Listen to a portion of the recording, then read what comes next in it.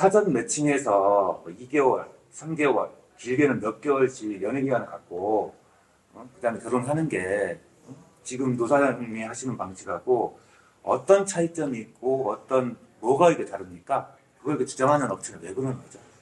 자, 사전에 한국에서 만약에 매칭이 됐어요. 그도 보면 사진 보고 골라서 다음에 영상 맞선 보고 과연 영상에서 이 신부를 전체적으로 파악이 되겠습니까? 안 되거든요. 안 돼요. 몸에 문신 있는 것도 몰라요. 그냥 영상상에 이쁘면은 이 여성의 키가 정확하게 얼마냐 프로필만 보고 해요. 신부들 키 프로필은요 대부분이 다 틀려요. 직접 내 눈으로 봐야 되는데 안 보고 자 이렇게 했어요. 그 다음에 업체에서 그러면은 계약금만 받고 진행을 합니까? 신부 기숙사 넣고 교육을 보내야 된다 그래요. 그러면서 중도금. 아, 결혼도 안 했는데 그렇죠. 영상 봤던 상태에서 영상 맞선 보고 나면은 이제 처음에 신랑분들한테는 영상 맞선 계약금 내면 영상 맞선 보고 신부 선택합니다 그래요. 그래놓고 중도금을 내면은 또 카톡을 연결시켜 줍니다. 신부 기숙사에 넣어야 됩니다. 이렇게 막 재촉을 한단 말이에요. 재촉해놓고 나면은 뭐예요? 어차피 돈을 지불해야 들어가잖아요. 그리고 베트남에 만나러 간다? 또 잔금을 다 환불하라는 업체도 있고 일부 또 내라는 업체도 있어요. 그냥 최소한에 어떻게 하냐면 5, 60%, 70%, 80% 이상 다 내고 들어온단 말이에요. 베트남에. 근데 그 사이에 과연 이 신부를 어떻게 확인할까요? 신랑분이 자 영상 말씀 보고 이쁘네요. 그러면 카톡으로 문자 주고받고 카톡 영상 통화해요. 과연 언어로서 통화는 어차피 안 될 건데 그러면은 이 신부가 주로 두 사람이 문자 주고받은 내용은 가장 일상적인 문자밖에 안 되는 거예요. 왜? 이 신랑이 신부가 애비 신랑, 애비 신부예요. 서로가 자세한 내용을 물으면은 이 신부 쪽에서 과연 이걸 왜 물어요? 이렇게 나와요. 그래서 얼마 전에도 제가 잘 아는 친구가 이런 식으로 베트남에 와서 간단하게 소개를 받고 2달, 석 달 동안 연애 기간을 거쳐서 나중에 결혼을 진행하는 사람이 있어요. 저하고 며칠 전에 뭐 농담 삼아 이렇게 이야기하다 보니까 아이고 힘들어. 절반이 깨져요. 영상 봤어요. 영상 맞선을 하든 사전 매칭 연애 기간을 두락하는 자체에서 왜? 두 사람이 실제 연애 기간이 아니죠. 근데 그러면 그분이 베트남에 와서 2달 동안 있으면서 연애 기간을 거치면 또 달라져요. 2달 동안 여기 와 있으면서 신부 만나고 데이트하고 이렇게 하는 거하고는 천지 차이죠. 근데 여기 와서 매칭을 해서 결혼식을 하고 여행도 가고 같이 이렇게 지내면서 진행을 하는 과정과 앞에 연애 기간은 저는요 효과 1%밖에 없다고 봅니다. 근데 문제는 제대로 확인이 안 된다는 거예요. 실질적으로 한국에서 영상 말씀 보고 매칭시켜갖고 왔는데 여기 와서 깨지는 게 너무 많잖아요.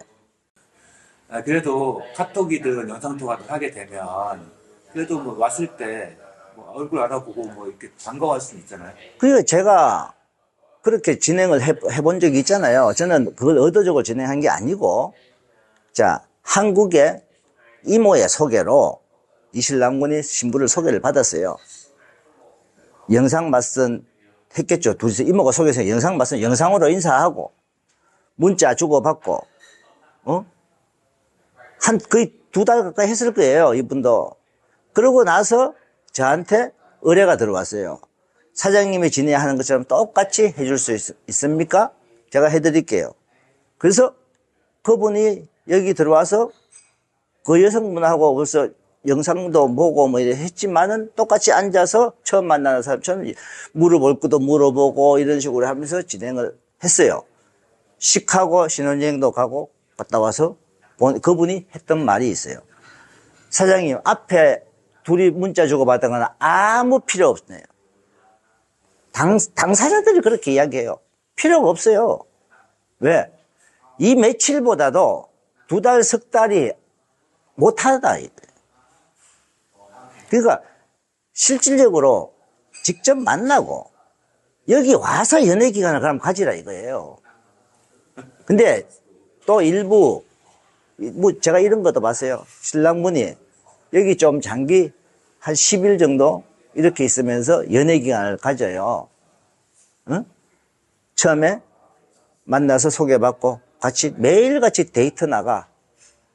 둘이 할 게 뭐 있어요? 커피 한잔 하러 가든 또 영화를 보러 가든 시내 나가든 아침 오전에 와서 저녁 무렵까지 가고 싶은 분은 돌아가고. 어떻게 보면 기계적인.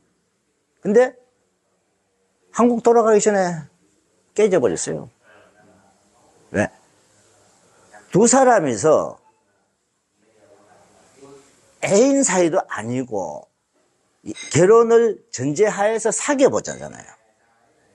사귀어보자 보니까 신부는 계속 신랑을 관찰할 거고 신랑도 신부를 관찰할 거고 근데 과연 그게 연애가 되겠어요?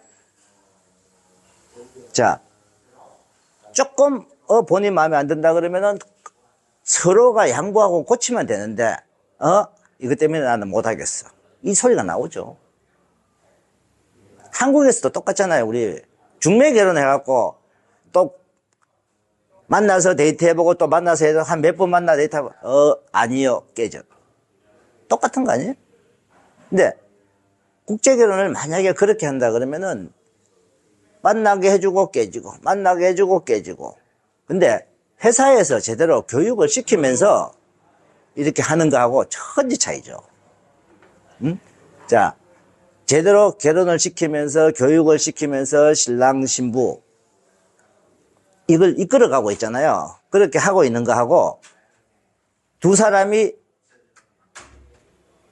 문자 주고받고 영상통화도 어차피 대화는 안 될 거고 이렇게 하는 거하고는 저는 어느 게 옳다고 제가 제 자신 나름대로는 판단이 있지만은 그거는 구독자분들이 한번 생각을 해보셔야 돼요. 그러니까 그런 주장을 지속적으로 댓글로 막 다시는 분이 계세요. 그게 낫다고. 그러면 그분도 그러면 나는 그래요. 이렇게 변형을 해봐. 근데 왜 그분이 그런 말을 하는가 저는 한편은 이해가 가요. 과거에든 그분도 아마 이 방식 똑같은 여기 맞선 보고 식하고 했을 거예요. 근데 기간을 다 짧게 했죠. 첫날 와서 맞선 보고 둘째 날 결혼식하고 셋째 날 시내 가고 넷째 날 당일치기 신혼여행 한국 돌아가. 이렇게 분명히 했을 거라고요. 과거에는. 예. 지금도 이렇게 하는 분 있어요. 그러면은 첫날 맞선 보고 두 번째 날 신부 점검 제대로 좀 하고 세 번째 날 약식 결혼식 하고 넷째, 다섯, 여섯째 신혼여행 3일 동안 갔다 오고 그 다음에 자유 데이트 시간 하루의 데이트 시간을 거쳐서 긴 행사를 잡았을 때 제가 가는 거는 긴 행사를 잡았을 때는 그거와 천지 차이다 이 말이에요. 근데 업체 사장님들 솔직하게 긴 행사 잡아서 비용 많이 들어가니까 안 하잖아요. 하긴 사장님이 신혼여행 막 직접 운전해서 가고 한국 왔다 갔다 하는 것 자체를 안 믿는 사람이 많아요. 저는 신랑 면담부터 신부 선택, 신부 교육, 그 다음에 서류까지 전부 제 손으로 합니다. 왜? 신랑을 직접 상담을 해야만이 이 신랑과 맞는 신부를 어떤 사람을 내가 추천해야 될지 잡혀요. 안 만나보고 전화통화를 해서 계약하고 저는 전화통화할 때 분명히 구독자분들 중에 저하고 상담하신 분이 있을 겁니다. 저는 제가 직접 상담하지 않으면 저는 진행 안 합니다라고 분명히 이야기합니다. 1억을 줘도 안 합니다. 직접 만나봐야 된다. 예. 저는 신랑분들요, 편의를 위해서 제가 이번에 자동차도 바꿨어요. 한국돈 거금 1억 가까이 들어갔어요. 신랑분들을 위한 거예요. 신랑 신부를 위해서. 편안한 신혼여행에. 만약에 개인적으로 저 차는, 제가 한국에 제가 타는 차 지금 12년 돼도 그대로 타고 다녀요. 근데 베트남에서도 12년 딱 됐는데 이 차가 신랑분들한테 좀 불편하기 때문에 내가 차를 바꿨어요. 그는 신랑분들을 편의를 위해서, 신랑분들을 위해서. 그러면 어떤 게 신랑분들을 위해 하는 건지 저는 기간을 길게, 어떤 분이 저한테 이렇게 한번 요구한 분이 있어요. 뭐냐면은 자기는 목금토일 4일밖에 시간이 안 되니까 이 4일 만에 해주세요. 저는 안 합니다 그랬어요. 그분 결혼시키면 당연히 제가 그만큼의 한 명 결혼시키면 수익이 남겠죠. 근데 제 기준 하에서 우리가 일요일 날 들어와서부터 다음 일요일까지 그 기간을 안 되면 저는 못 합니다. 그건 왜 그러냐면 모든 하루하루의 절차가 있잖아요. 오늘 토요일입니다. 오늘 아침부터 신랑분들이 신부와 쇼핑을 나가요. 그러면 이 쇼핑도 단순하게 데이트하고 쇼핑하고 오세요가 아닙니다. 제가 신부들한테 어젯밤에 니네들이 오늘 쇼핑을 할 수 있는 허용 금액을 이야기해 줍니다. 허용 금액만큼 다 사고 들어오는지, 반만 쓰고 들어오는지, 그 중에 과연 한국 부모님을 위한 선물을 사주는지, 신부가 고르는지 안 고르는지, 이거 봅니다, 저는. 제가 신랑분들한테 했습니다. 이거 사세요, 저거 사세요, 절대 권하지 말았겠습니까? 그냥 필요한 거 사세요라고 이야기할 겁니다. 그러면 사면은 돈 지출해 주세요. 얼마나 돈을 남겨오느냐. 대부분 신부들요, 99% 정도는 절반 이상을 안 씁니다. 그러면은 저는 신랑분한테 갑니다. 진짜 필요한 거 한두 개 사고, 부모님 갖다 주라고 사고, 신랑분이 또 어떤 신랑분이 이것도 하나 사요 하면, 오빠 필요 없어요. 알뜰한가, 이거부터. 그러면 그 남는 돈은 뭡니까? 신부 용돈으로 주세요. 선물을 사도 어차피 신부 선물. 용돈 남아도 신부 용돈. 아무튼 그 연애 기간을 가져야 된다고 주장하시는 업체나 이렇게 하시는 분들이 그러니까 그런 차이점들에 대해서 알 텐데도 아니죠. 길게 안 해본 사람들은 몰라요. 행사 기간을 짧게 한 사람들은 그것도 그 업체마다 경험치인가요? 경험치라고 봐야 되죠. 왜냐면은 사실 맞선 보고 다음날 결혼식하고 당일치기 신혼여행 그러고 당일치기 시내 관광 그러고 간단 말이에요. 이 신랑 신부 두 사람이요 정리될 시간이 없어요. 4일, 5일 하는 업체하고 7일씩, 8일씩 하는 업체하고 간다는 거죠. 저희들 같은 경우는 신혼여행이 3일 동안 가서요. 신부하고 둘이 바닷가에 가서 거닐기도 하고 밤에 바다 벤치에 나와서 밤바다 보면서 둘이서 번역기 들고요. 대화도 나누고. 예. 진짜 수영도 하고. 그 다음에 두 사람이서 라이브 카페에 가서 데이트 하는 거잖아. 완전히 이거는요. 저는 신랑들한테 농담 비슷하게 합니다. 아침에 일어나서 해 뜰 때 나 잡아봐라도 한번 해보라고. 그게 저보고 그래요. 아유, 사장님, 구시대 언제 그저 이야기를 합니까? 농담이지만은요. 그런 시간을 보내고, 그러고 나면서 정이 붙고 두 사람 간에 애틋한 거예요. 차 타고 가면서도 휴게소에 들려요.